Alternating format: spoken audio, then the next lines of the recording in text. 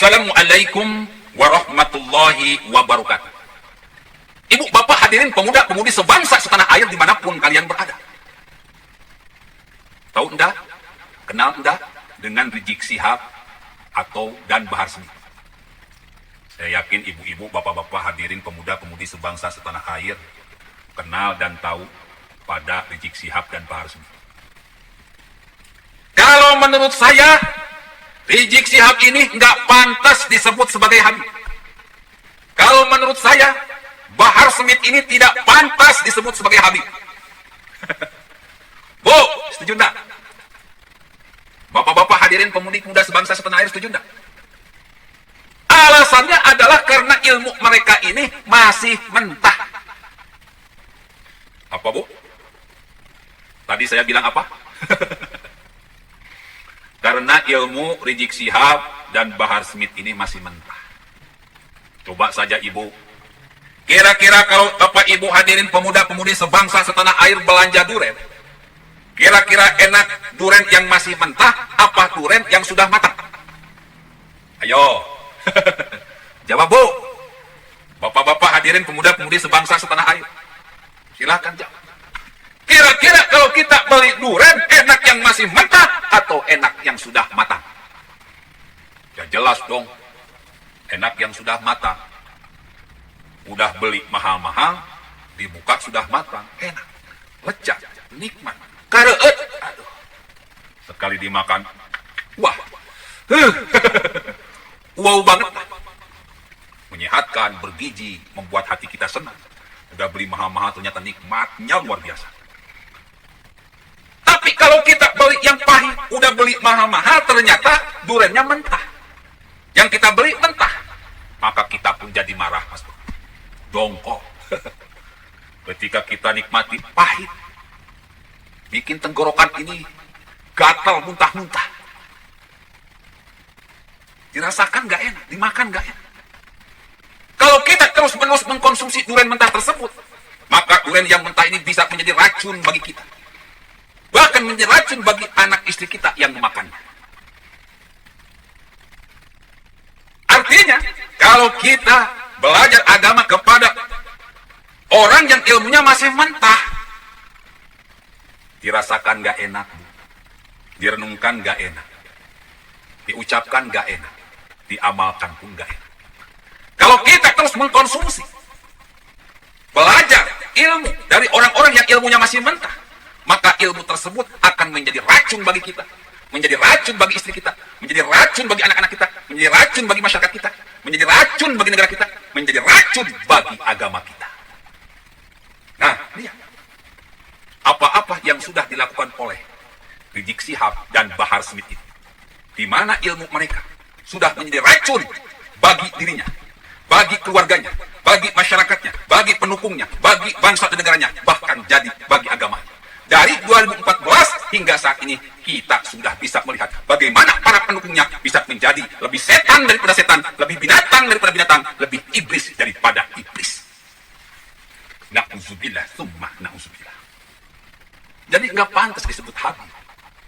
Karena Habib ini adalah setingkat dengan kiai. Ilmu mereka sangat tinggi, matang luar dalam. Ilmu syariatnya sudah sampai langit ketujuh. Ilmu ma'rifatnya sudah sampai langit ketujuh. Ya, Bu. Sudah matang luar dalam. Maka kalau kita belajar kepada para kiai, para habaib, kita akan mendapatkan yang namanya manisnya iman, lezatnya iman, manisnya Islam, lezatnya Islam, manisnya ikhlas, lezatnya ikhlas. Kiai ini, habaib ini, gurunya para ustaz. Ustaz yang belajar pada ulama yang ilmunya tinggi. Biasanya para ustaz ini disebutnya kiai. Tapi kalau punya nasab kepada Nabi besar Muhammad Rasulullah SAW, maka muridnya ini, ustaz ini menyebut kepada gurunya Habib. Jadi Habib ini ilmunya sudah setingkat selevel kiai. Sedangkan Bahar Smith, sedangkan Rizik Syihab, ilmunya belum setingkat dengan kiai. Jauh untuk mencapai level level kiai. Makanya tidak pantas disebut Habib. Atau bisa digambarkan para ulama, Kiai Habib ini seperti air. Kalau kita berguru kepada kiai, kepada habaib, maka kita seperti orang yang sedang mandi. Menyegarkan, menyehatkan, membersihkan. Hati kita dalam keadaan kacau, bisa jadi tenang, bisa jadi segar. Pikiran kita dalam keadaan kacau, bisa menjadi tenang, bisa menjadi segar. Menyehatkan hati kita yang penuh kebusukan, pemikiran kita yang penuh kebusukan, lisan kita yang penuh kebusukan, perbuatan kita yang penuh kebusukan. Bisa sembuh, menjadi menyehatkan. Hati yang asalnya tidak Islami jadi Islami, yang tidak Qur'ani jadi Qur'an. Pemikiran yang tidak Islami menjadi Islami, yang tidak Qur'ani jadi Qur'an. Lisan yang asalnya tidak Qur'ani jadi Qur'ani, yang asalnya tidak Islami jadi Islam. Perbuatan yang asalnya tidak Qur'ani jadi Qur'ani. Perbuatan yang asalnya tidak Islami jadi Islam. Menyehat, menyegar, menyenangkan, membahagiakan, menenangkan. Ini kalau kita belajar kepada ulama yang levelnya kiai atau habaib. Beda, Mas. Maka belajarlah kepada orang-orang yang punya kematangan ilmu luar dan dalam, para kiai dan para habaib. Ibu, bapak, hadirin pemuda-pemudi sebangsa setanah air. Atas dasar ini, maka saya menyimpulkan, Rizik Syihab ini dan Bahar Smith ini belum pantas disebut Habib. Harus ngaji lagi, dan ngaji lagi. Berangkat dari video yang saya tampilkan di dalam tayangan ini, di sana dengan jelas tertayang seorang Maher Al-Tuwalibi sedang memberikan pendapat, membela Bahar Smith yang ditangkap oleh polisi. Saya kadang ketawa-ketawa aja. Ini si Maher kayaknya nggak tobat-tobat. Setelah sakit yang dideritanya viral, dikirain sudah tobat, malah tambah kumat. Orang-orang kayak si Maher ini sudah sumum bukmun yung faum la yantiun. Sudah tidak bisa membedakan lagi mana tai ayam, mana daging ayam. Ketika dia kalah pilpres, malah teriak-teriak curang. Ketika jagoannya kalah pilkada, malah teriak-teriak curang. Ketika kalah debat, malah teriak-teriak PKI. Ketika kalah survei di medsos, malah teriak-teriak bangkitan neo PKI. Orang yang tidak mau mengakui kekalahannya. Apa bedanya dengan iblis yang tidak mau mengakui kekalahannya oleh Nabi Adam?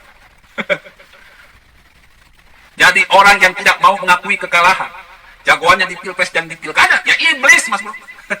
Pengikut iblis, pengikut setan, kekal di dalam neraka.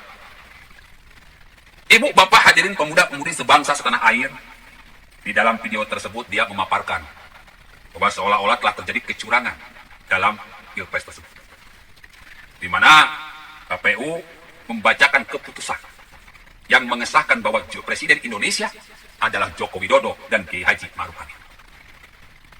Mereka anggap curang karena diputuskan katanya pada malam hari.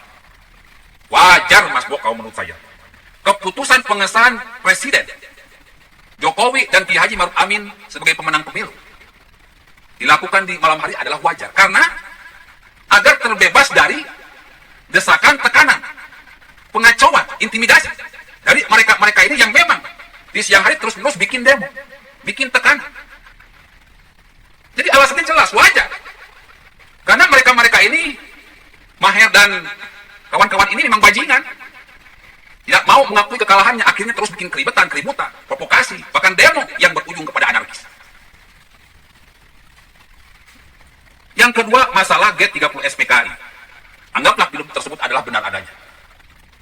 Tapi ada sebuah kejanggalan yang membuat film tersebut, G30 SPKI tersebut, hanyalah akal-akalan Soeharto untuk menggulingkan Soekarno demi jadi presiden yang kedua. Apa itu? Kok kenapa ya? Polisi, saksi mata, seorang polisi kok dibiarkan hidup? Cuma disekap, tidak dibunuh. Padahal kan kalau dibunuh, tidak akan tahu yang melakukan pembunuhan 7 jenderal itu adalah PKI. Bodoh banget ini PKI ya. Atau jangan-jangan memang sutradaranya ini yang bodoh banget, yang bikin rekayasa G30 PKI ini rakyat ini percaya kepada G30 SPKI menjadi ketawa ketiwi. Oh iya, ternyata video ini bohong-bohongan. Akal-akalan Soeharto. Soeharto menjadikan para jenderal terbunuh tumbal untuk mendapatkan kekuasaannya. Soeharto menjadikan PKI sebagai tumbal untuk merebut, untuk memuluskan dia jadi presiden yang kedua dengan cara menggulingkan Soekarno. Bahkan menuduh Soekarno ini PKI, ini yang paling kejam. Ibu, bapak, hadirin pemuda-pemudi sebangsa setanah air yang terakhir, masalah penangkapan Habib Bahar Smith. Oh lupa, nggak pantas disebut Habib, cukup Bahar Smith. Tidak ada di era Jokowi ulama yang jelas-jelas jahat dalam berpolitik ditangkap. Contoh Al-Khotot dibebaskan, tidak ditangkap. Ketua PA 212 yang sudah jelas akan makar dibebaskan. Bahkan Habib Rizik dibiarkan kabur. Kasus yang menimpa Bahar Smith ini karena dia melakukan kriminalisasi, perbuatan kriminal kepada anak rakyat. Ketika dia diberikan masa asimilasi, diberikan bonus, diberikan kebebasan, atau mampu bebas menghirup udara segar keluar dari tahanan dengan prosedur-prosedur ketat, dengan persyaratan ketat, malah dia melanggar. Bukannya eling, malah tambah simpul. Bukannya tobat, malah tambah kumat. Memprovokasi umat ini, memprovokasi pendukungnya agar benci total kepada Jokowi, agar mengadakan, agar berani melakukan pemberontakan kepada pemerintahan Jokowi. Ya udah, ini melanggar, Mas. Akhirnya diciduk lagi, disimpanlah di Nusa Kambangan. Dan yang paling lucu adalah si Ustadz Maher ini, karena takut diciduk, dia bikin semacam drama seolah-olah ada nabi yang tobat, yang soleh, sehingga berdoa. Doanya itu gak jauh melaknat Jokowi. Bro, doa-doa dari orang-orang yang kotor ditolak oleh Allah. Doa-doa dari para pembohong ditolak oleh Allah. Doa-doa yang berisi ujian kebencian, berisi laknat, ditolak oleh Allah. Allah hanya menerima sabbihisma rabbikal a'la, doa-doa yang baik dari orang-orang yang baik. Doa-doa yang bersih dari orang-orang yang bersih. Dulu pernah Habib Rizik Sihab dan kawan-kawan mengutuk Jokowi dan Ahok dengan kunut najilah. Apa yang terjadi? Bukan Jokowi dan Ahok yang hancur lebur, malah Rizik Sihab dan 212-nya yang hancur lebur. Artinya Allah melaknat pergerakan Rizik Sihab dan 212 dengan nyata. Karena mereka hatinya busuk, pemikirannya busuk, lisannya busuk, perbuatannya busuk. Hatinya jahat, lisannya jahat, pemikirannya jahat, perbuatannya jahat. Lebih binatang daripada binatang, lebih setan daripada setan, lebih iblis daripada iblis. Ala laknatullah ala dzalimin. Mereka ini adalah orang-orang yang dilaknat oleh Allah Subhanahu wa taala. Jika tidak mau bertobat, maka mereka akan hancur dengan sehancur-hancurnya di dunia juga di akhirat. Billahi taufiq wal hidayah. Wassalamualaikum warahmatullahi wabarakatuh.